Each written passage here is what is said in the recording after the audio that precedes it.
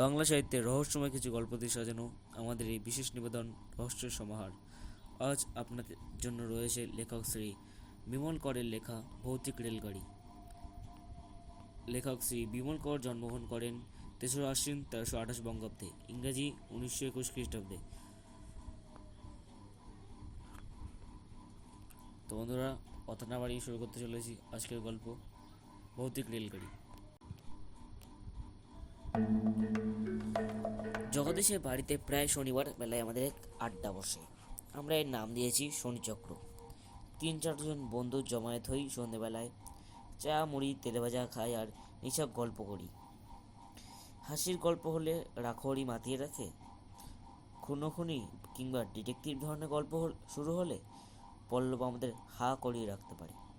আর ভবিষ্যতে মানুষের চেহারা কেমন হবে, তার কোন কোন অঙ্গ প্রত্যঙ্গ কীভাবে বদলাবে, এইসব গল্প জুড়লে অনিচ একেবারে আতঙ্ক ধরিয়ে দেয় আমাদের। তা সেদিন বিজন দত্ত হঠাৎ আত্মা আছে কি নেই তার গল্প জুড়ে দিল। তার হাতে একটা বই ছিল, ইংরেজি বই। তাতে নাকি মরণের পর কোন কোন মানুষের কি গতি হয়েছে তার সম্পর্কে কয়েকটা কাহিনী ছিল। আত্মা থেকে প্রেতাত্মার কথা উঠল। আমরা প্রচণ্ড উৎসাহ পেলাম গল্পে। নানা রকম হাসি তামাশা চলতে লাগলো। এমন সময় ছদ্মবেশী বাবু এসে হাজির। ভদ্রলোকের নাম পরিতোষ। আমরা তাকে ছদ্মবেশী বাবু বলি কেননা ভদ্রলোকের বয়স 60 হয়ে গেছে, কিন্তু চেহারাটা 50-এর তলায় ধরে রেখেছেন। চমৎকার স্বাস্থ্য, দেখতেও সুপুরুষ, মানুষটিও চমৎকার। 1 নম্বরের গল্পবাজ। পরিতোষবাবু আসতেই আমরা তাকে খাতির করিয়ে বসিয়ে বললাম, আজকের আসরে আমরা আত্মা প্রেতাত্মা ভূত নামিয়েছি, এ সম্পর্কে তিনি কি বলেন? একটা কথা বলে নেওয়া দরকার। পরিতোষবাবু বা আমাদের পরিতোষদা নানা ঘাটে জল খাওয়া মানুষ। জীবনে তিনি কত কি করেছেন, কত জায়গায় ঘুরেছেন তারই আত্মা নেই। প্রচুর অভিজ্ঞতা, এমনকি মিলিটারি জীবনেরও। পরিতোষদা আমাদের চোখ মুখ দেখলেন কয়েক পলক, তারপর বললেন, আত্মা প্রেতাত্মা ভূত, তোমরা তো দেখছি ক্লাস 1 ক্লাস 2 ক্লাস 3 করে সব সাজিয়ে ফেলেছো। তাই যদি ভূতের কথা শুনতে চাও আমি কিছু বলতে পারবো না, তবে যদি অদ্ভুত কোনো ঘটনার কথা শুনতে চাও তো একটা কথা বলতে পারি। সেদিনও আমি বুঝিনি ঘটনাটা কেমন করে ঘটলো। পরে অনেক ভেবে তার কারণ জানতে পারিনি। আমরা বললুম, আপনি সেই ঘটনার কথাই বলুন। পরিতোষদা তার চুরুট ধরলেন ধীরে সুস্থে, তারপর গল্প পড়া শুরু করলেন।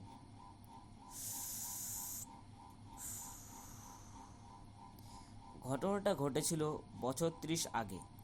আমি তখন কার্বোগ্রিয়ার্সের একজন রিপ্রেজেন্টেটিভ। আমাদের কোম্পানি সেই সময় বেবি বয়লার আর কোল ফায়ার বয়লারে কাজ করে, নামি কোম্পানি।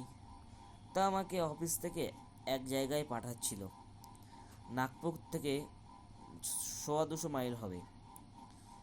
একটা কারখানা চালু হবে, তাদের কোল ফায়ার বয়লার দরকার। কাগজপত্র, ড্রয়িং, আমাদের কাছে যা মজুদ আছে তার ক্যাটালগ, দামের ফিরিস্তি ইত্যাদি নিয়ে আমার যাওয়ার কথা।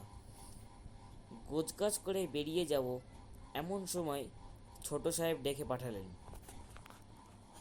তার ঘরে গিয়ে দেখা করতেই 2-10টা কাজের কথার পর হঠাৎ বললেন, মুখার্জি, তুমি যদি পারো একটা বাড়তি কাজ সেরে এলে ভালো হয়। বললাম, কি কাজ? সাহেব বললেন, তুমি যেখানে যাচ্ছ তার কাছাকাছি হাতরাস বলে একটা জায়গা আছে। লাস্ট ওয়ারের সময় ওখানে ব্রিটিশদের একটা লুকানো এয়ার বেস ছিল। আমি শুনেছি বেসটায় এখনও অনেক স্ক্র্যাপ পড়ে আছে, ডিসপোজালে সামান্যই বিক্রি হয়েছে। এখন জায়গাটা জঙ্গল, ওই স্ক্র্যাপ আমরা কিনতে পারি খুবই সস্তায়। তুমি একবার খোঁজ নিয়ে আসবে?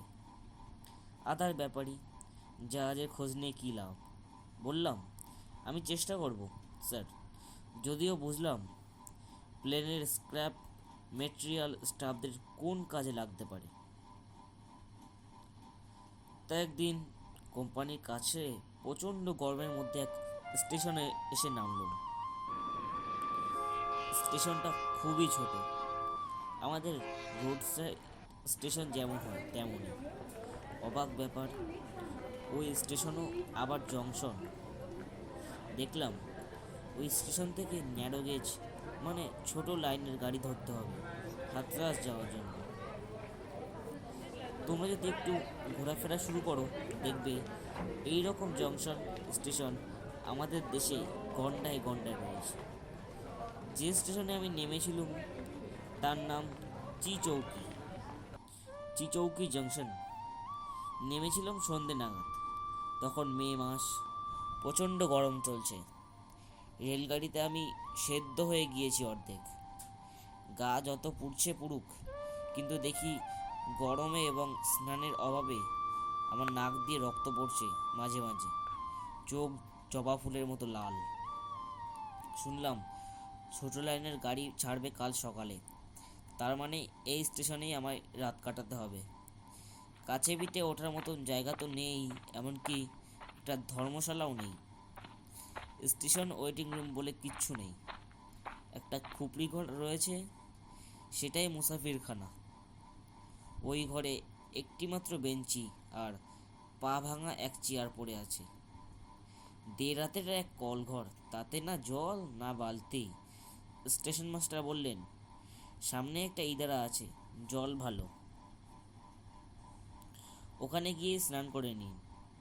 আর ওই দোকানে যান, পুরি ভাজি পেয়ে যাবেন বলে একটা আটচালা দেখিয়ে দিলেন। আটচালা থেকে গজ 50 দূরে একটা টিনের শেড। সেখানে শেডের তলায় খেলনা গাড়ির মতো 2-3টে কামরা দাঁড়িয়ে, একটা ইঞ্জিন, ছোট বহরের। জায়গাটা পাহাড়ি, জঙ্গলে ঘেরা। সারাদিনের উষ্ণতা সন্ধ্যের পর থেকেই কমতে শুরু করলো ধীরে ধীরে। কুয়োতলায় গিয়ে স্নান করলাম। জল সত্যিই ভালো। স্নান করে শরীর জুড়লো। তারপর দোকানে গিয়ে পুরি আর আলোর ঘ্যাট খেলাম, সঙ্গে 1 গ্লাস চা। একটু রাত হলো। স্টেশনে সেই মুসাফিরখানা বাইরে বসে রইলাম চুপ করে। একটা ভাঙা ওজন যন্ত্র পড়েছিল তার উপরেই। ধীরে ধীরে রাত হতে লাগলো।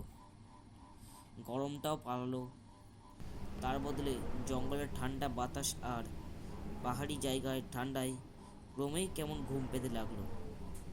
নিজের জিনিসপত্র আগলে বসে থাকতে থাকতে কখন যে ঘুমিয়ে পড়লাম টেরই পেলাম না। যখন ঘুম ভাঙলো তখন কত রাত কে জানে, আমি তা খেয়ালও করিনি। মনে হলো মাঝরাত। একবার বেশ শীত করছিল, বাতাস ঠান্ডা, চারিদিকে ঘুটঘুটে অন্ধকার। স্টেশন মাস্টারের ঘরে কেউ আছে কি না কে জানে। আমার ঘুম ভেঙেছিল শব্দ শুনে। মুসাফিরখানার সেই ছোট্ট ঘরে কেমন একটা শব্দ হচ্ছিল। কিসের শব্দ? আমি যতদূর জানি ওই ঘরে কেউ নেই, থাকার কথাও নয়। কেননা এখানে থাকা যায় না। আলো নেই, পাখা নেই, একটা জানলা আছে, সেটাও খোলে না। শুধু দরজাটাই যা কোনো রকমে খোলা বন্ধ করা যায়। তাছাড়া ওই ঘরের লাগোয়া 1.5 হাতের কল ঘরের যা গন্ধ, তাতে কোনো মানুষ কাছাকাছি থাকতে পারে না। তাহলে কান পেতে শব্দটা শুনলাম। কুকুর নয় তো। জংশনের প্ল্যাটফর্মে একজোড়া কুকুর দেখেছি, ঘুরে বেড়াচ্ছিল। প্ল্যাটফর্মটাই তাদের যেন থাকার জায়গা। হতে পারে কুকুর ঢুকে বসে আছে। এদিকে আমার শীত শীত করছিল, শিরশির করা যাকে বলে। মাথাটাও কেমন ধরা ধরা লাগলো। ট্রেনের ধকল, ওই চামড়া ঝলসানো গরম, তারপর সন্ধেবেলায় কুয়োর জল, এসবের জন্য হতে পারে। নতুন জলে স্নানের জন্য মাথা ভার হওয়া অসম্ভব নয়। মুসাফিরখানার ছোট্ট ঘর থেকে নানা রকম শব্দ আসতে লাগলো। মনে হলো কে যেন চেয়ার টেবিল উল্টে ফেলে দিল, বেঞ্চি সরালো, কলঘরে বালতি মগ টানাটানি করতে লাগলো। বড় অদ্ভুত ব্যাপার তো। কলঘরে বালতি বা মগ কোনো কিছুই তো ছিল না, জলও নয়।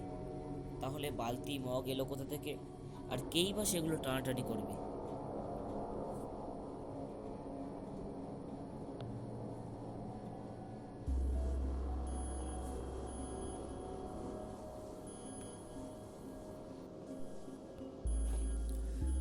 শব্দ হতে হতে একসময় সব থেমে গেল, একেবারে চুপচাপ।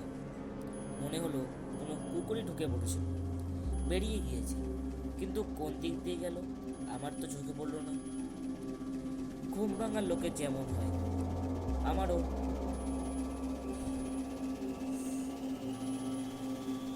লম্বা লম্বা হাড় ছিল, ছলছল করছিল চোখ। একটা সিগারেট ধরালাম। তখন আমি চুরুটের অভ্যেস করিনি, সিগারেটই খেতাম।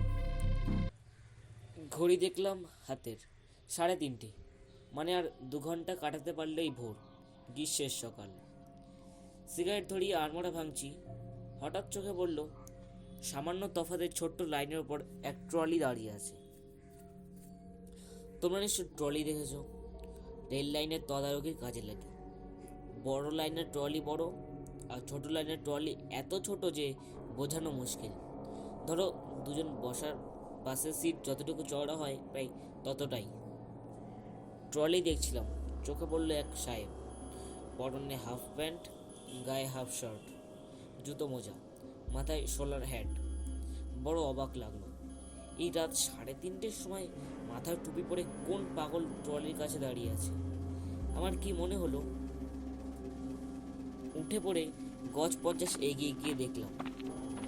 গিয়ে দেখি ছোট্ট লাইনের নিচু প্ল্যাটফর্মে ট্রলি আর এক সাহেব দাঁড়িয়ে আছে। সাহেব আমাকে দেখলেও আমিও তাকে। মামুলি চেহারা সাহেবের, মাথায় বেটে, গলায় রুমাল বাঁধা বলে থুতনি দেখা যাচ্ছিল না, আর টুপির জন্য কপাল ঢাকা পড়েছে। আমি কিছু বলার আগেই সাহেব হিন্দিতে জিজ্ঞেস করলো, কোথায় যাব আমি? আমি বললাম হাতরাস, গাড়ির জন্য বসে আছি। সাহেব জানালো, গাড়ি হয়তো সারাদিনই পাবো না, লাইন ভেঙে গিয়েছে সামনে, খবর পেয়ে দেখতে বেরিয়েছে সাহেব। বলে নিজেই বলল আবার, তুমি যদি আমার সঙ্গে ট্রলিতে আসতে চাও, আমি তোমাকে খানিকটা পৌঁছে দিতে পারবো। সেখান থেকে ট্রাকার পাবে হাতরাস যাওয়ার। রাজি হব কি হব না করে শেষ পর্যন্ত রাজি হলাম।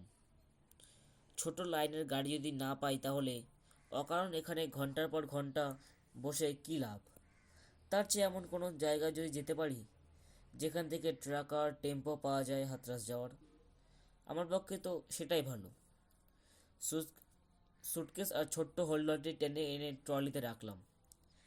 সাহেবকে বললাম, তোমার পোর্টার কই? ট্রলি কুলি কারা ট্রলি ঠেলবে? সাহেব আমাকে একটা জিনিস দেখালো, মোটর। ছোট্ট ট্রলির এক পাশে লাগানো আছে। বুঝলাম এই ট্রলিটা মোটরে চলে, কুলির দরকার পড়ে না। আগে পা কুলিটা ট্রলি ঠেলতো, এখন অনেক ভটভটি ট্রলি হয়ে গেছে, ইঞ্জিনে চলে। সাহেব আর আমি পাশাপাশি বসে ঠাসি করেই বসলাম। পায়ের কাছে আমার হোল্ডল আর সুটকেস। সাহেব স্টার্ট দিল ইঞ্জিনে। ভটভট শব্দ হতে লাগলো। ট্রলির মুখের সামনে আলো ছিল, মোটর গাড়ির লাইটের মতো, তবে একটা মাত্র আলো জলে দেখলাম, পিছনে একরত্রি লাল আলো। ট্রলি চলতে শুরু করলো। আমার হাত ঘড়িতে তখন 4টে বাজে। ঘন্টাখানেক এই অন্ধকার থাকবে, তারপর ধীরে ধীরে আধার কাটতে শুরু করবে। গরমের দিন, ফর্সা হতে হতে বড়জোর 5:15। ট্রলি চলতে শুরু করার পর আমি সাহেবের সঙ্গে গল্প জমাবার চেষ্টা করছিলাম। সাহেব কথাই বলছিল না। 2-4 বার হুহা করার পর সাহেব আমাকে লাইনের দিকে দেখিয়ে ইশারায় জানালো, কথা বলো না, আমি এখন লাইন দেখছি। রাত্রে যে কেমন করে লাইন দেখা যায় আমি বুঝলাম না। খানিক পরে মনে হলো চোখের চেয়ে কানটাই যেন আসল। সাহেব লাইনের শব্দ শুনেই যেন অনুমান করার চেষ্টা করছে কোথাও গোলমাল আছে কিনা। বাধ্য হয়ে আমি চুপ করে থাকলাম। ছোট্ট লাইনের ওপর দিয়ে ট্রলি চলতে লাগলো। লাইনের শব্দের সঙ্গে মোটরের ফটফট ভটভট শব্দ হচ্ছিল। ধীরে ধীরে ট্রলি জোর হচ্ছিল, শব্দ বাড়ছিল। আশেপাশের জঙ্গলও বুঝি ঘন হয়ে আসছিল। কখনো পাতলা হয়ে যাচ্ছিল, মাঠের পর মাঠ, গাছের পর গাছ, অন্ধকার। কোথাও জোনাকি উঠছে, কোনো মাঠে আলে আর আলো, কোথাও বা ছোট ছোট পাহাড়। শেষ রাতে বাতাস বাড়তে লাগলো, দেখতে দেখতে ঝড়ের মতো হলো। আকাশ ভরা তারা, বহু বাতাসের সঙ্গে শীত যেন ছুটে আসছিল। আমার কাঁপুনি উঠছিল। সাহেব চুপচাপ। ট্রলির চাকার শব্দ শুনে মনে হচ্ছিল যতটা সম্ভব জোরে ট্রলি ছুটছে। চাকাগুলো যেন লাইনের উপর থরথর করে কাঁপছে, কাছেও বুঝি। আর আমাদের চারপাশ থেকে মাঠ, গাছপালা, জঙ্গল, সরু শুকনো নদী, যা আছে চতুর্দিকে ছুটে পালিয়ে যাচ্ছে। আমার ভয় করতে শুরু করেছিল। এ আমাকে কোথায় নিয়ে যাচ্ছে সাহেব? বুঝতে পারছিলাম না। অদ্ভুত লোক তো, মুখে একটাও কথা নেই, সামনে তাকিয়ে বসে আছে। ভয়টার বলে কি কিছুই নেই? সাহেবের বাঁ হাতের দিকে একটা লোহার লম্বা হাতল, মানে লিভার। ওটাই গাড়ি থামাবার যন্ত্র, ব্রেক। আমি সাহেবের ডান পাশে বসে। আমার পক্ষে ওই হাতল ধরা সম্ভব নয়। শেষ পর্যন্ত আর আমার সহ্য হলো না। ভয়ে চিৎকার করে বললুম, গাড়ি থামান, দয়া করে থামান গাড়ি, এখনই একটা অ্যাক্সিডেন্ট হবে, প্লিজ প্লিজ গাড়ি থামান। সেই ঝোড়ো বাতাসে আমার গলার স্বর যেন ফুটল না। সাহেবও শুনতে পেল কিনা কে জানে। ট্রলি বুঝিয়ে আরো জোরে হলো। আর কিছু দেখা যাচ্ছে না, শুধু অন্ধকার। আর রেল লাইনের উপর দিয়ে ট্রলি ছুটে যাওয়ার ভীষণ শব্দ কানে আসছিল। পাগলের মতো কিছু না বুঝেই আমি সাহেবের গায়ের উপর দিয়েই ব্রেকের হাতলটা ধরতে গেলাম, পারলাম না। তারপর দেখি সাহেবের মাথার টুপি কখন হাওয়ায় উড়ে গিয়েছে। এক মাথা সাদা চুল, অন্ধকারে সেটাও বোঝা যাচ্ছিল। সাহেবের মুখও সাদা, যেন হাড়ের মতো সাদা। ভয়ে আতঙ্কে চিৎকার করবো কি, আমার যেন গলায় স্বরই ফুটল না। মুখের মধ্যে কেমন যেন করছিল, মনে হলো আমার হৃৎপিণ্ড বন্ধ হয়ে যাবে। আর ওই অবস্থায় দেখলাম সাহেবের মাথা, মুখ কিছুই আর নজরে পড়ছে না। গায়ের পোশাকগুলো যেন কোথায় উড়ে গিয়েছে। মানুষটাই আর নেই, শুধু আমি একা আর সেই ছুটন্ত ট্রলি। অন্ধকার, মাঠঘাট, জঙ্গল। নিজেকে বাঁচাবার জন্য ট্রলি সেই হাতল ধরে প্রাণপণে টানলাম। তখন আমার খেয়াল হয়নি অত জোরে যে ট্রলি ছুটছে সেটা থামাতে হলে ধীরে ধীরে থামাতে হবে। ব্রেক ধরানো যায় আস্তে আস্তে।